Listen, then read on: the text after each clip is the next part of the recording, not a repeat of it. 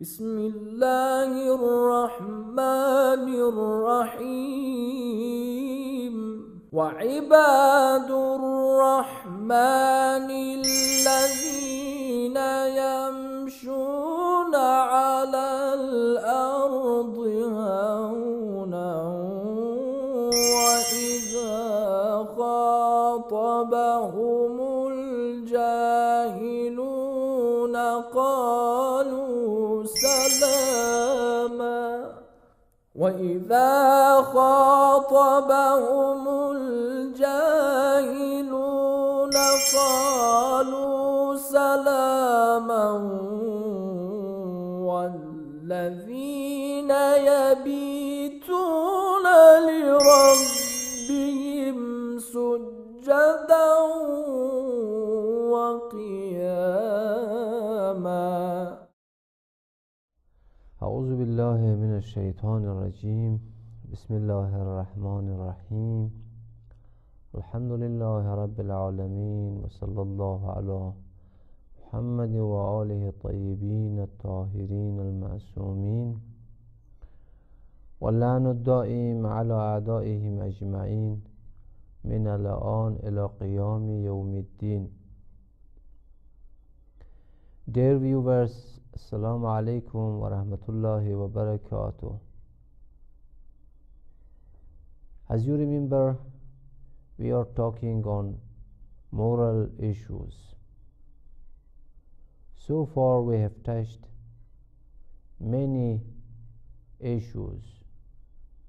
In our previous session, we dealt with how to treat older people and how to treat younger people or children.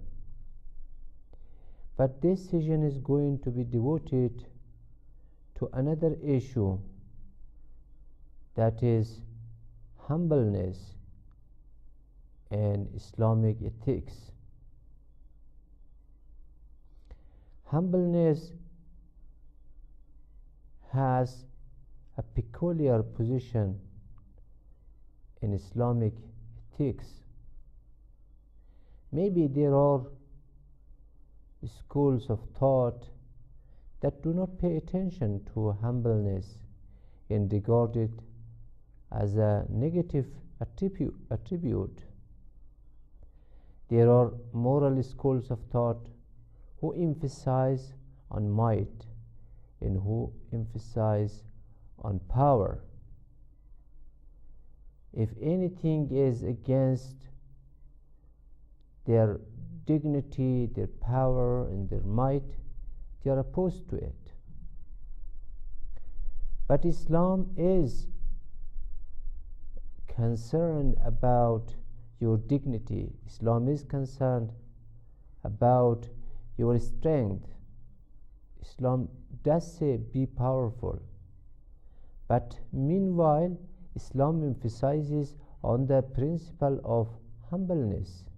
Be humble. What is then the meaning of humbleness?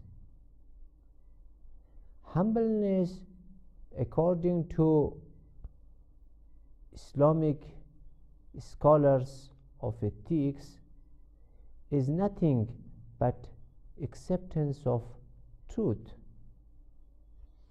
If you surrender to truth, if you are submissive to truth, then you are a humble person. But if you are not submissive to truth, if you do not obey what the truth dictates, then you are an arrogant person. You are a proud person, not giving importance to what is the truth. So since Islam is the religion of truth, since Islam is very much emphatic about truth, therefore Islam prescribes an attitude that is in line with this principle. Islam tells us to be humble towards truth and to accept the truth whatever it is. Sometimes the truth is in favor of you. It serves your interests. It is beneficial to you. In such cases, it is easy to accept the truth. But there are times when truth is not in favor of you. If truth is put into practice, it is against you. It is against your interests. It is against your family. It is against your tribe. It is against your nation. Islam tells us to respect the principle of truth in all circumstances, in all cases, whether in cases that are not against us or in cases that are against us. We must be very much honest and we must be truthful in terms of respecting the principle of humbleness. So what is humbleness? Humbleness is the acceptance of truth, whatever it is. If it is beneficial to you, then so much the better. Accept it. And if it is not serving your interest, again accept it, because Allah has said and because Allah has told us to accept it. So this is the meaning of humbleness. How can we demonstrate that we are humble? What are the symptoms of humbleness? How can we make sure that you are humble or not? There are certain signs and certain symptoms through which we can come to know whether or not you are a humble person. If you are a humble person, your humbleness will be manifested by your actions. Your action, your behavior, your approach will tell us how you think. We don't have any access to your thoughts. We cannot read your thoughts. Your thoughts are beyond our access. But we do have access to your behavior. We do have access to your actions. And based on your actions, we can analyze your thoughts. We can analyze your personality. We can analyze your character. So, that is why Islam is very much concerned about actions. It says, show your humbleness through your actions. When you walk, for example, walk in humbleness. When you speak in a manner that manifests humbleness. So your action must be a moderate action. Your action must not tilt towards the extreme sides. It must remain in a moderate state. And if it remains in a moderate state, then it is an ideal state. And we can say that you are in a desirable position. So, humbleness is the acceptance of the truth. And a humble action is an action that is in between the two extremes, that is in the middle path, in a middle situation. But what is the origin of humbleness? How can we attain this state of affair? According to the scholars of ethics, self-knowledge is the best way towards attaining this stage, the stage of humbleness. So try to understand yourself. Try to realize your capacities, your potentials, your talents, your deficiencies, your flaws, your difficulties, your problems. If you understand all these things, if you understand that you are totally dependent on God, then you will be a humble person.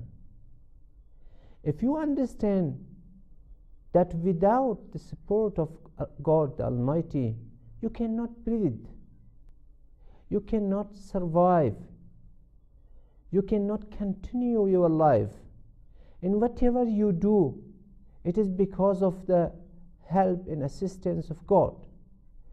Whatever you say, it is because of God. Whatever you eat, it is because of God. So everything is dependent on the assistance of God. And if you understand all these realities, of course you will be humble.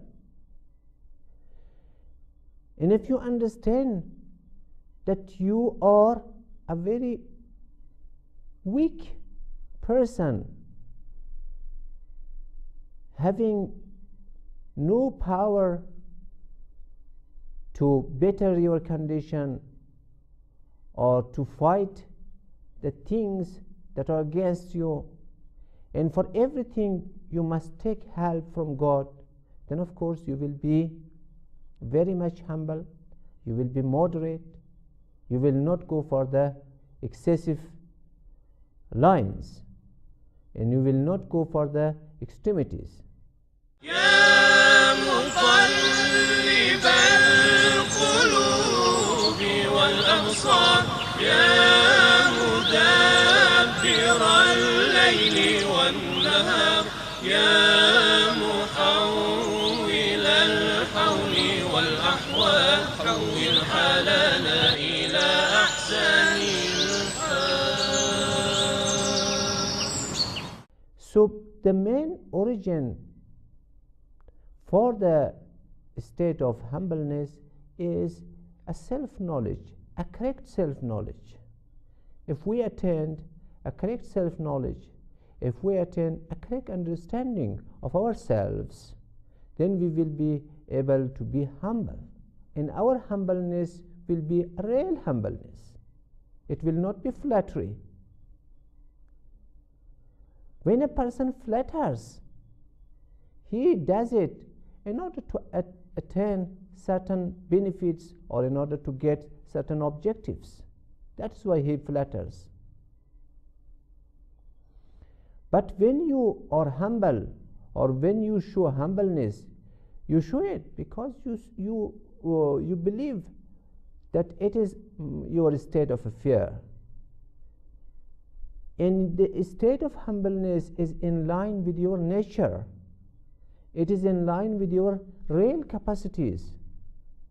It is in agreement with your potentials.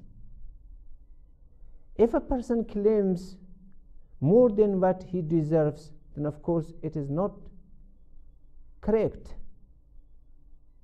So Islam wants us to be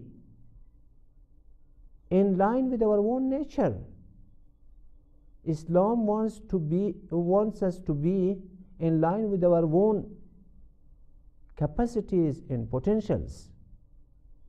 And if we want to cross our limits, if we want to exaggerate our potentials, then of course it is not in line with our personality, and it is not true. It is falsehood, and that's why it is not a good state of fear. So the main origin for reaching the state of humbleness is paying attention to your nature and paying attention to your capacities and potentials. As soon as you know about yourself, you will automatically be a humble person. Another point that has to be raised here is that humbleness is not limited to persons alone. It can include communities. When we talk of humbleness, we do not specifically talk about individuals Of course, we talk about individuals, but our discussion is not limited to individuals. We talk about individuals as well as community. As it is a desirable state to be humble for the individual, it is a desirable state for the community to be humble. The community should also be humble. The nations should also be humble. They do not have anything to do with pride, with arrogance. Arrogance is not good. It is not in line with our nature. It is not in line with the deficiencies we have. It is not in line with the flaws with which we are wrestling. So we must try to be in harmony with our own nature and with the requirements of our own nature. A good community is a humble community. Just a good person is a humble person. But nowadays, unfortunately, there are communities who think that they are better than others. And because of this, and because of racial discrimination, they think that they are better than others, and their blood is better than others, and their color is better than others. All these things are unacceptable from the viewpoint of Islam. According to Islamic thinking, all human beings are equal, and they are born equal, and they are equal. And the better one is the one who is pious. And piety is not something that is inherent to a person. It is something that can be acquired. You can acquire it, I can acquire it, everybody can acquire it. If you acquire piety, of course, then you are a good person. But as long as you have not acquired this quality, you cannot claim that you are the best.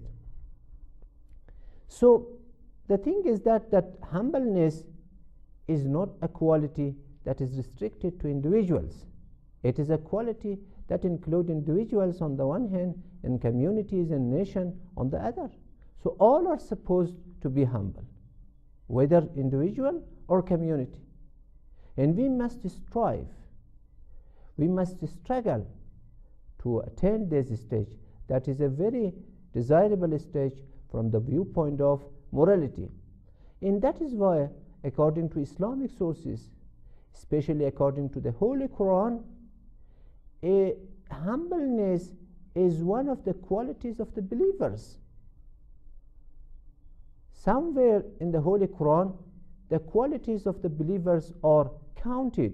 There are many qualities, more than 10 qualities are there for the believers. And one of the top qualities of the believers is that they are humble. They are down to earth. They are not arrogant. They are not proud. They are simple people. They are down to earth. And it is one of the qualities of the believers. If you are a believer, and if you have faith in the truth of Islam, then be humble. If you are humble, then so much the better. If not, then try to acquire this quality. And when you have acquired this quality, then you are submissive to truth. And you do not have any problem with accepting the truth, theoretically.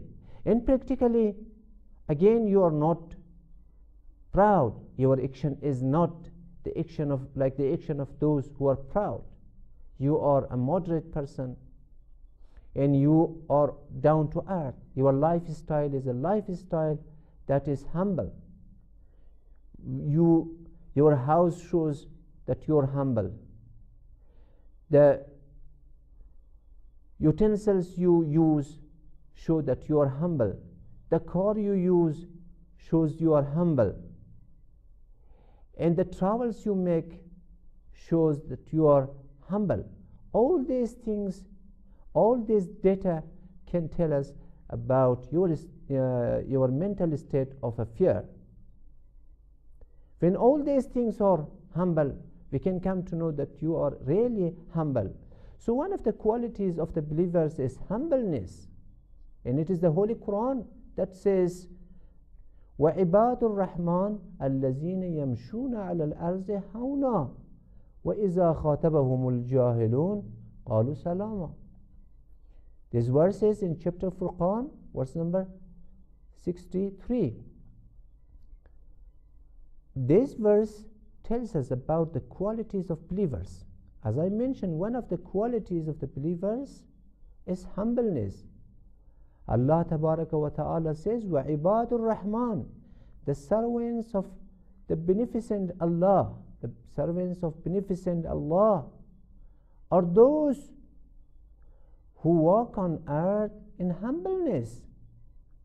يَمْشُونَ عَلَى الْأَرْضِ هَوْنًا, they walk on earth in humbleness. They are not arrogant. They do not show arrogance. وَإِذَا خَاطَبَهُمُ الْجَاهِلُونَ قَالُوا سَلَامًا.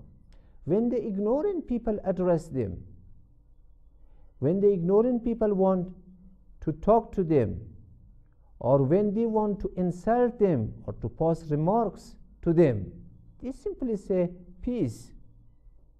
They simply say bye. They simply say hello, hello. Instead of fighting with them, instead of paying attention to them, instead of entering into a fight with them, they simply say hello, and they pass by them as if they do not see them. So this is the way a believer lives. You see how much dignified you must be if you show such kind of attitude. This verse, of course, contains many important points. First of all, it talks about the qualities of the believers. In the quality of humbleness is one of those qualities that describe a believer. So it shows the importance and significance of this quality. It tells us that we must try our best to adhere to this quality and to acquire this quality if we have not thus far acquired it. Another point that this verse contains is that the believers are those who are humble, and humbleness is not something a show off. It is something that is that has taken root in their existence. They are inwardly humble. They are really humble.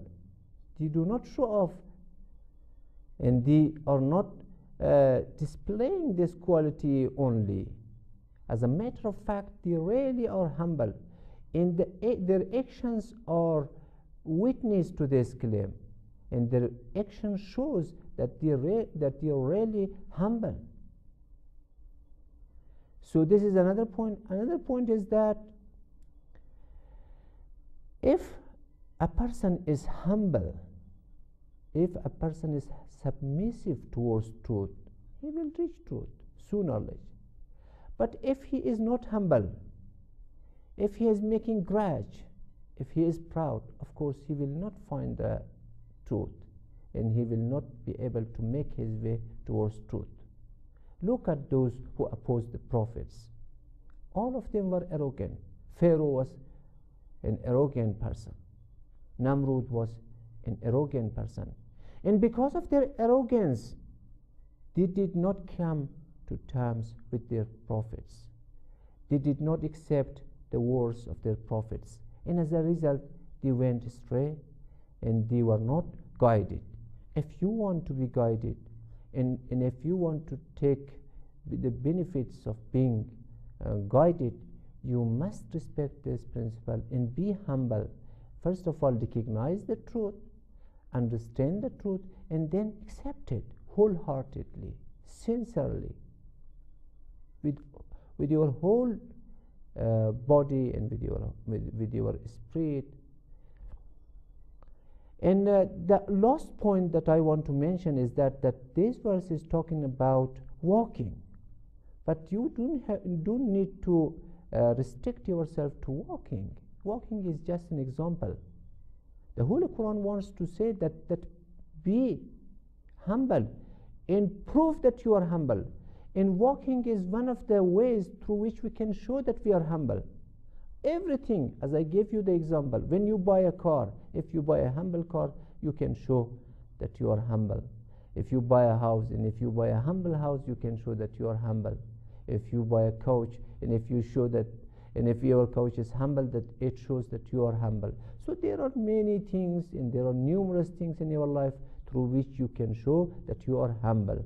And being humble is a state of affair that is liked and that is advised by Islamic ethics. That is all. Thank you very much. بحمدك يا إلهي بدأت قولي وجئتك خاضعا ربي فكن لي فإن لم تعلم